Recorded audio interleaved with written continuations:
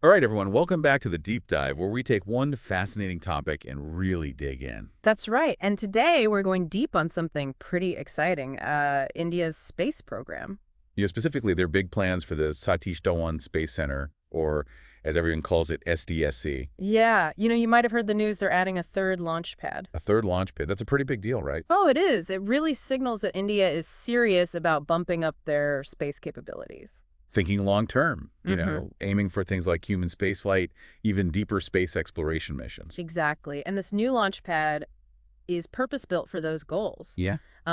Specifically, it's designed for the next generation launch vehicles, the NGLVs. NGLVs now, those are going to be key for these more ambitious missions, right? Absolutely. They're the future of India's space program. So this new launch pad, it's not just an addition, it's a strategic investment. So let's back up for a second and talk about where all this is happening. The Satish Dhawan Space Center, SDSC, it's named after Satish Dhawan, right? Right, but he wasn't just any scientist. He's considered the father of experimental fluid dynamics in India. Wow. Okay, so that's a pretty significant title. What exactly did he do? Well, his work focused on things like turbulence and boundary layers, and those are really crucial for aerospace engineering. Ah, I see. So his research laid the groundwork for a lot of India's achievements in space. Exactly. And beyond his research, he was actually the chairman of ISRO. ISRO, that's the Indian Space Research Organization. Right, and he took over in 1972 at a really pivotal time for India's space program. So what kind of impact did he have during his leadership? Oh, huge, under his guidance. Yeah. ISRO saw incredible growth. They developed INSET for telecommunications, the IRS system for remote sensing, and the PSLV. And the PSLV, that's the launch vehicle that really put India on the map as a spacefaring nation, right? Exactly. It was a game changer for them. So you can see why SDSC is named after him. His contributions were immense. Absolutely. So, okay, we've got the who. Now let's talk about the where. How did they decide on Sriharikota as the location for SDSC? Well, it's funny you should ask that back in the 1960s, finding the right spot to launch rockets was a top priority. Makes sense. I mean, it's not like you can just launch them from anywhere, right? Right, exactly. So Vikram Sarabhai, the founder of India's space program, he put scientist E.V. Jitness in charge of finding this perfect location. So they had a real sense of urgency to get this done, I imagine. Oh, absolutely. And what's remarkable is the speed at which they worked. They identified Sriharikota and actually acquired the land within a year. Wow, a year. That's incredible. Hmm. So Sriharikota must have some serious advantages to warrant that kind of quick action. Oh, yeah. Location, location, location. It's everything when it comes to launching rockets. Okay, so spill the secrets. What makes Sriharikota so special? Well, first off, it's on the East Coast, and that gives them a natural boost from the Earth's rotation. So it's like getting a free push in the right direction. Exactly. It adds about 450 meters per second to the rocket speed, which means they can carry more payload, make each launch more efficient. Okay, that makes sense. But why the East Coast specifically? Couldn't they have launched from the West Coast of India? Well, launching westward would mean going against that rotation, fighting that natural boost we just talked about. Ah, I get it. Working smarter, not harder. And what about being close to the equator? Does that play a role? Absolutely. Sriharikota's proximity to the equator, it's crucial for launching geostationary satellites. Geostationary satellites, those are the ones that stay in the same position relative to the Earth, right? Exactly, and they need to orbit above the equator. So launching closer to the equator means a more efficient launch, Right. less fuel needed. So location checks out, but launching rockets is always a little risky no matter where you are. What about safety? How does Sriharikota measure up? That's another area where it really shines. It's sparsely populated, and it's right next to the sea, so there's a big buffer zone. That makes sense. Minimizes the risk of any, falling debris causing trouble. Exactly. Safety first, always. And that's something they really took into consideration when choosing this location. Okay, so we've covered the why of Sriharikota. Now let's get back to that big news, the third launch pad. Why is this such a game changer for India's space program? Well, like we said, it's mainly for the NGLVs, those next generation rockets, but it's also going to be a backup for the existing launch pads. So it's adding what you might call redundancy to their launch capabilities. Right. Always good to have a backup plan, right? Exactly. And they're building it to last. They're saying it'll have a lifespan of 25 to 30 years. Wow, so this isn't just a short-term upgrade. They're really planning for the long haul. Oh, absolutely. This shows India is serious about becoming a major player in space exploration for decades to come. So this third launch pad, it's a statement. It's saying India is in the space race for the long run. That's one way to put it. But we've already got two launch pads, right? What is this being used for? Right, so the first launch pad, the FLP, that one's been the workhorse. It's mainly been launching the PSLVs, the Polar Satellite Launch Vehicles. PSLVs, those have been really reliable, haven't they? Oh, incredibly. They've been a huge success for placing satellites into orbit, and they also handle launches for the SSLVs, the smaller satellite launch vehicles. So each launch pad has its own specialty, like different tools for different jobs. What about the second launch pad, the SLP? That one's interesting because right now it's mostly a standby for the PSLVs. So it's waiting in the wings.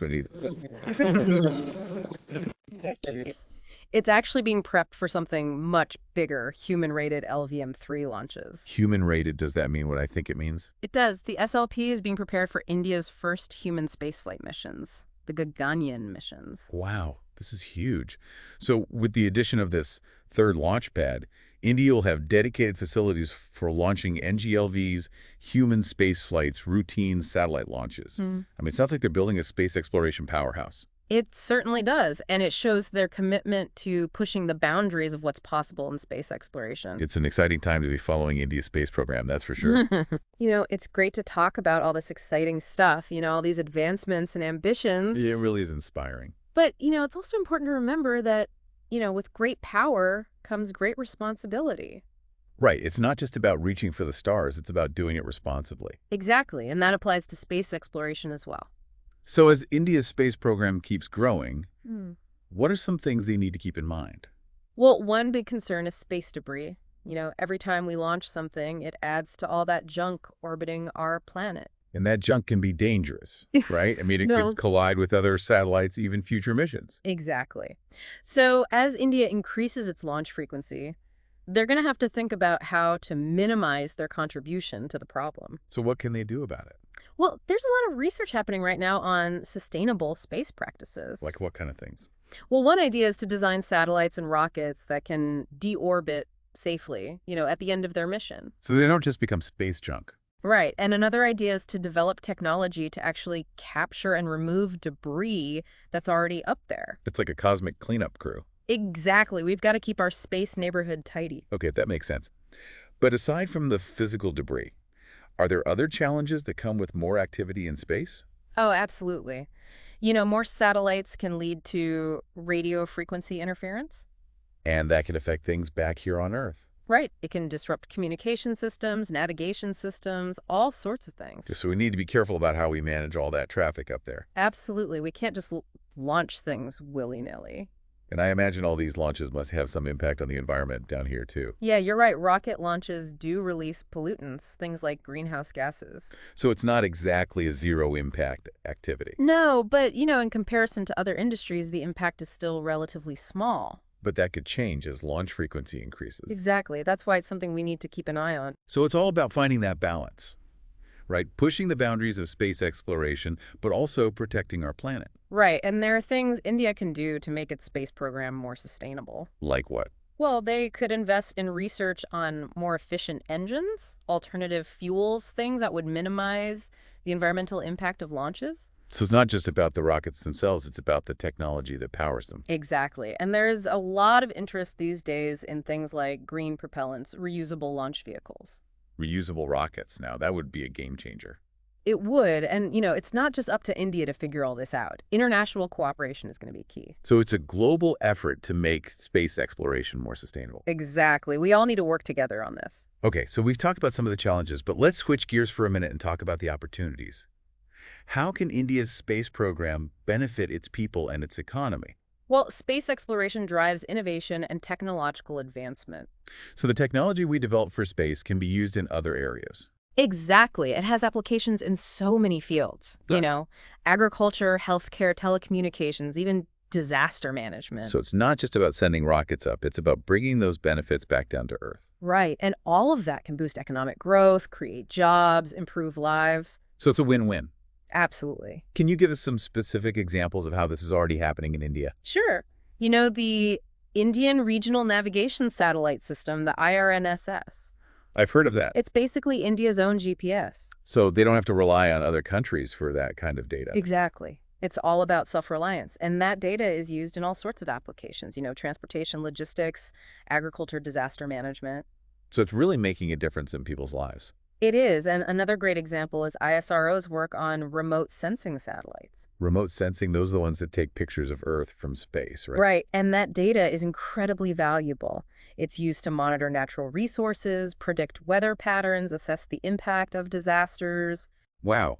It's amazing how these satellites orbiting so far away can have such a direct impact on our lives down here. It really is, and the potential is huge. As India continues to invest in space exploration, we're going to see even more innovations that benefit society. So the future is bright for India's space program. It certainly looks that way. And speaking of the future, I imagine India's space program is also playing a role in its global standing. Absolutely. India's success in space, it's a statement to the world. What kind of statement? It shows their technological prowess, their scientific capabilities, their ambition to be a leader in the 21st century. So it's about national pride, too. Definitely. And all of that can have a ripple effect on India's diplomatic relations, its international collaborations, its overall influence. It's fascinating to see how something like space exploration, which seems so far removed from our daily lives, can actually have such a profound impact on so many different things. It really highlights the interconnectedness of everything. Science, technology, international relations, it's all tied together. For our listeners who are really focused on those UPSC exams, how does all this tie into their prep? Oh, that's a great question. And, one that any serious UPSC aspirant should be thinking about space tech and all its implications. It's becoming more and more relevant for those exams, both prelims and mains. So it's not just about memorizing rocket names and launch dates. Right. It's about understanding the bigger picture. How space tech impacts India's development, its role in the world, all of that. So for the prelims, what are the key things they should focus on? Well, they definitely need a good grasp on the basics, space science concepts, the Yeah. major missions, how ISRO functions, that kind of thing. Okay, makes sense. And then for the mains, how does the focus shift? For mains, it becomes more about analyzing the implications of space tech, really thinking critically about its impact. So can you give us an example of the type of question a UPSC aspirant might see on the mains exam? Sure, imagine a question that asks you to evaluate the role of space tech in disaster management. Or maybe discuss the challenges and opportunities of India's growing space industry. Those kinds of questions that require you to go beyond just reciting facts. Yeah, you really have to show that you understand the connections between space tech and its impact on different sectors like agriculture, communication, defense, even international relations. Exactly. And that's what the UPSC examiners are looking for. They want to see analytical thinking, critical reasoning, the ability to apply knowledge to real-world situations. And space technology, it provides a really rich and relevant context for testing those skills. This is super helpful for those UPSC folks out there. So beyond the exam itself, what are some of those long-term implications of India's space ambitions for its economy and, its global standing? Well, one of the biggest things is that it's really driving economic growth and technological advancement. It's creating a whole space industry, creating jobs, attracting investment, and fueling innovation across different sectors. So it's not just about ISRO, it's about bringing in private companies, startups, research institutions, building that whole ecosystem. Exactly. And, that has the potential to turn India into a global hub for space tech and services, attracting talent and investment from all over the world. Wow, that's a pretty exciting prospect. What about India's role on the world stage? How does its space program affect its relationships with other countries? India's success in space, it really sends a message to the world. It shows their growing capabilities and their desire to be a leader on the global stage. So it's a way of showcasing their technological prowess, their scientific know-how, and really just their ambition. Exactly. And that translates into more diplomatic clout, more opportunities for international collaborations, a stronger voice in global forums. So it's not just about launching satellites, it's about launching India's image as a technologically advanced and ambitious nation. Right. And all of that can have positive ripple effects on different aspects of their foreign policy, from trade and security to climate change and space diplomacy. It's really amazing to think how something like a space program can have such a big impact on so many different things. It really does. And, for our listeners, especially those who are hoping to contribute to India's growth story, understanding those connections is crucial. It's about seeing space tech not just as, a scientific endeavor, but as a catalyst for progress and development on multiple fronts. Well said. This deep dive has been so insightful. Right? We've learned so much about India's journey in space and all the implications it has for the future. And a big shout out to the Indian Express for their fantastic coverage of this topic. Absolutely. The reporting has been really key in bringing these complex issues to light and helping people understand India's space ambitions. And to our amazing listeners, we hope you found this episode as fascinating as we did. If you did, don't forget to hit that like button and subscribe to the Deep Dive for more deep dives into topics that matter. And as always, keep those minds curious, keep exploring, and keep reaching for the stars.